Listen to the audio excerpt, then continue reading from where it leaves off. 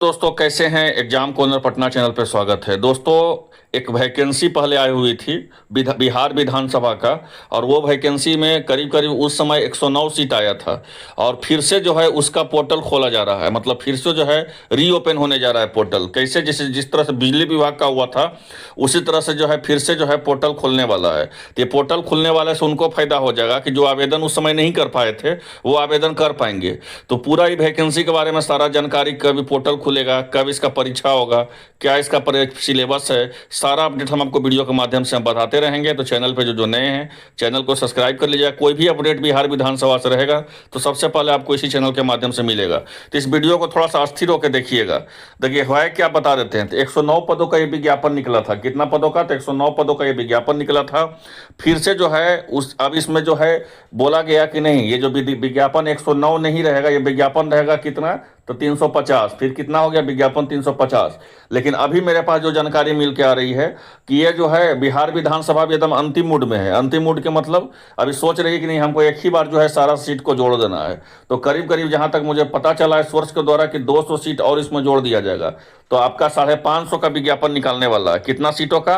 तो 550, याद रखिए 550 सीटों का आपका जो है विज्ञापन निकलने वाला है।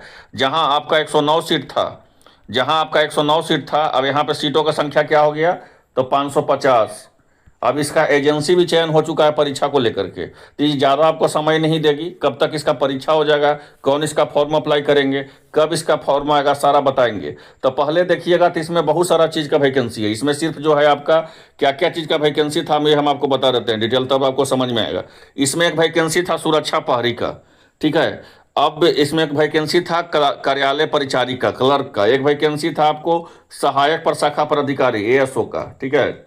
और एक वैकेंसी था आपको किसका? तो डाटा एंट्री ऑपरेटर का। डाटा एंट्री ऑपरेटर का एक वैकेंसी था, ठीक है ना। और एक वैकेंसी था कनीय लिपिक का, क्लर्क का एक वैकेंसी था, ठीक है, क्लर्क का एक वैकेंसी था। और आपका वैकेंसी था प्रतिवेदक का, और वैकेंसी था ड्राइवर का, आशुलिपिक का, सहायक अवधायक का, निजी सहायक का।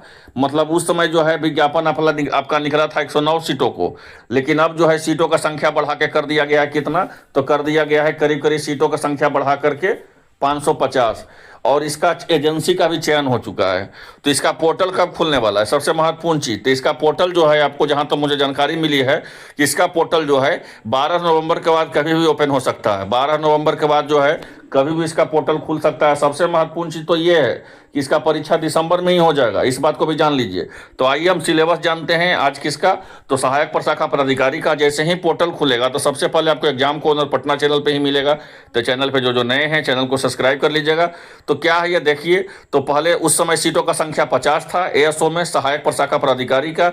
लेकिन जिस तरह से हम बताएं कि इसमें कम से कम इस बार सीटों का संख्या रहेगा 100 प्लस। तो इसमें टूट के फॉर्म भी गिरेगा, और जो फॉर्म ऑलरेडी भर चुके हैं उनको कुछ नहीं करना है, उनको कुछ यहाँ पे करना नहीं है। जो फॉर्म भर दिए उनको कुछ नहीं यहाँ पे करना है। इसके लिए सिर्फ और सिर्फ अगर आपके पास स्नातक है, ग्रेजुएशन अगर है कोई भी विषय से, तो आप फॉर्म को भर सकते हैं। कोई भी विषय से आपको ग्रेजुएशन रहेगा तब भर सकते हैं। हम एक एक करके सबका बताएंगे जी, ये समझ लो। एक एक करके जितना ही बहाली इसमें है, सहायक प्रशाखा पदाधिकारी हो, कार्यालय परिचारी हो, प्रतिवेदक हो, डाटा एंट्री ऑपरेटर हो, एक एक करके सिलेबस और डिटेल हम बताएंगे। एक एक करके सारा वीडियो आते रहेगा, मेरे रेगुलर वीडियो आते रहेगा। तो चैनल को सब्सक्राइब कर लेना। अब यहाँ पे देखो ध्यान से चीज़ हम जो बता रहे हैं, जो महत्वपूर्ण चीज़ है, एज लिमिट के बारे में बता देते हैं। जिस तरह सचिवालय सहायक में होता है उसी तरह से है। मिनिमम इसमें 21 साल रखा गया है, और मैक्सिमम अनारक्षित अनरिजर्व का जो है पुरुष का जो है क्या कितना रखा गया है, तो 37 साल रखा गया है। और महिला का कितना रखा गया है मैक्सिमम, तो 40 साल रखा गया है। अनुसूचित जाति या जनजाति का महिला को 42 साल के। ये 2 कॉपी जो है आपका CGL 4, जो CGL 4 के बारे में हम जो बताते रहते हैं आपको, ऐसे CGL 4 का जो विज्ञापन आने वाला है, जो आपका एज है उसी में जो है एज आपको इसमें दिया गया है। यहाँ पे ध्यान देना है कि जो सरकारी सेवक हैं उनको 3 वर्ष का जो है यहाँ पे क्या दिया गया है, तो उनको छूट भी दिया गया है उम्र में। और जो आपका उच्च वेतनमान है उनको 5 साल का जो है यहाँ पे छूट दिया गया है, यही बोला गया है। आइए डिटेल समझते हैं इसका क्या सिलेबस है, कैसे इसका सिलेक्शन प्रोसेस है। तो पहले तो जान लीजिए कि उस समय जब विज्ञापन निकला था, यहाँ पे बहुत सारे लोग ये पूछ रहे हैं कि सर जो फॉर्म भर दिया है, जो फॉर्म भर दिया उसको कुछ नहीं करना है, उसका भी एडमिट कार्ड आएगा डायरेक्ट। जो नहीं फॉर्म भरा है वो फिर से फॉर्म भर सकता है, क्योंकि सीटों का संख्या उस समय 109 सीट था। उस समय बिहार विधानसभा में 109 सीट था, लेकिन अब सीटों का संख्या 550 कर दिया गया है, 550। इसलिए फॉर्म भी जो है बहुत ज़्यादा इसमें गिरेगा, इसे याद रखना। अब पहले था ऑफलाइन एग्जाम होने वाला था OMR बेस्ड, लेकिन अब OMR बेस्ड आपका एग्जाम नहीं होगा। अब आपका CBT बेस्ड एग्जाम होगा, कंप्यूटर बेस्ड टेस्ट होगा आपका। और सबसे महत्वपूर्ण चीज़ है कंप्यूटर बेस्ड टेस्ट में, एक सबसे महत्वपूर्ण चीज़ तो ये बता देते हैं, जो सबसे महत्वपूर्ण चीज़ है कि इसका एजेंसी का भी चयन हो चुका है। कौन इसका परीक्षा ले रहा है? तो इसका परीक्षा ICAF, यहाँ समझ लेना, ICAF जो है यही इसका एग्जाम जो है करवा रही है बिहार विधानसभा का। तो बिहार विधानसभा का जो 550 पदों का है, इसका एग्जाम जो है यही करवा रही है। ये हम आज सिलेबस किसका बता रहे हैं, तो सहायक प्रशाखा पदाधिकारी का बता रहे हैं, फिर कल क्लर्क का, फिर प्यून का, प्रतिवेदक का, डाटा एंट्री ऑपरेटर का, सारा काम बताते रहेंगे। तो पहले PT होगा जी, इसमें पहले इसमें PT होगा। देखिए बोला गया है कि इस परीक्षा में सभी वस्तुनिष्ठ प्रश्न होगा, मतलब ऑब्जेक्टिव टाइप ही आपका क्वेश्चन होगा आपका।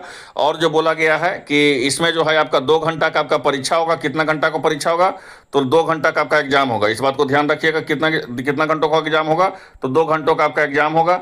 यहाँ पे जो महत्वपूर्ण चीज़ है, जो समझने का चीज़ है, यहाँ पे जो ध्यान देने का चीज़ है कि एक क्वेश्चन जो है कितना नंबर के रहेगा, यहाँ पे ध्यान दीजिएगा। तो एक क्वेश्चन 4 नंबर का रहेगा। तो जस्ट लाइक CGL4, अगर आप CGL4 का जो तैयारी कर रहे हैं BSSC के द्वारा जो CGL4 का तैयारी कर रहे हैं, उनके लिए सारा आसान यहाँ से है। मतलब उसमें भी जो है 4 आपका जो है 4 अंक का रहता है एक प्रश्न, यहाँ भी जो है 4 अंक का है। ठीक है, तो यहाँ वहाँ पे प्रश्नों का संख्या ज़्यादा रहेगा, 150 है, लेकिन यहाँ पे प्रश्नों का संख्या कितना है? तो 100 है। यहाँ 100 ही क्वेश्चन रहेगा, और एक क्वेश्चन 4 नंबर के रहेगा। और निगेटिव मार्किंग भी है, 1/4 आपका निगेटिव मार्किंग रहेगा, मतलब 4 गलत कीजिएगा तो 1 सही कट जाएगा। और नेक्स्ट इसमें कि क्या है इसका, तो पहले इसमें 100 क्वेश्चन में क्या क्या पूछा जाएगा, तो ये जान लीजिए। तो 100 क्वेश्चन में जो है आपको 40 क्वेश्चन पूछा जाएगा GK GS का, समान विज्ञान और समान गणित का पूछा जाएगा 30 क्वेश्चन, और रीजनिंग का पूछा जाएगा तो 30 क्वेश्चन। तो 70 और 30 100 नंबर का आपका जो है PT होगा। अब PT जब पास कीजिएगा तो देख लीजिए, यहाँ पे बोला गया है कि PT जो है उसमें बोला गया तो है कि मिनिमम 40% पे हो जाएगा, लेकिन 40% पे होता नहीं है, क्योंकि आपको पता है कि कंपटीशन बहुत ज़्यादा है। उस समय 85 सीट था, लेकिन इस बार सीटों का संख्या, उस समय 109 सीट था, अब सीटों की संख्या 550 हो गया है। और उस समय जो था आपको ASO का 50 सीट था, कम से कम 100 प्लस सीट रहेगा। तो सीट आपको आपका जो है फॉर्म तो बहुत ज़्यादा गिरेगा। और वैसे चीज़ बोला गया है, यहाँ पे ध्यान दीजिएगा कि अत्यधिक जो है आवेदन करने के प्राप्त जो है वही है आपका जो पहले का चीज़ है कि अधिक आवेदन प्राप्त होने पर प्रारंभिक परीक्षा 1 से अधिक चरणों में लिया जाएगा। जाहिर सी बात है, तो अधिक आवेदन तो प्राप्त होगा ही। पहले 109 सीट था, अब सीटों का संख्या 550 हो गया है। तो ये है आपका सिलेबस पूरा, देख लीजिए। आपका समान अध्ययन का इसमें क्या पूछा जाएगा, तो समान अध्ययन में GK GS आपका पूछा जाएगा, देख सकते हैं आपका। उसमें जो है आपको अंतर्राष्ट्रीय समसामयिकी घटनाएं, वैज्ञानिक कारण, सब कुछ पूछा जाएगा। राष्ट्रीय अंतर्राष्ट्रीय पुरस्कार, खेल खिलाड़ी, करेंट अफेयर, सारा चीज़ इसमें पूछा जाएगा। फिर आपका समान विज्ञान और गणित में पूछा जाएगा। नेक्स्ट वीडियो में हम बस प्रीवियस ईयर का सवाल भी करवा देंगे, ठीक है, क्या प्रीवियस ईयर में पूछा गया था। और रीजनिंग पूछा जाएगा, आपको 100 नंबर के पूछा जाएगा। फिर मुख्य परीक्षा होगा 10 PT में जो है कितना लोगों का रिजल्ट दिया जाएगा, तो यहाँ पे जो है BSSC इंटर लेवल में, यहाँ ध्यान देना, BSSC इंटर लेवल में आपका 5 गुना ही रिजल्ट दिया जाता है। अब BSSC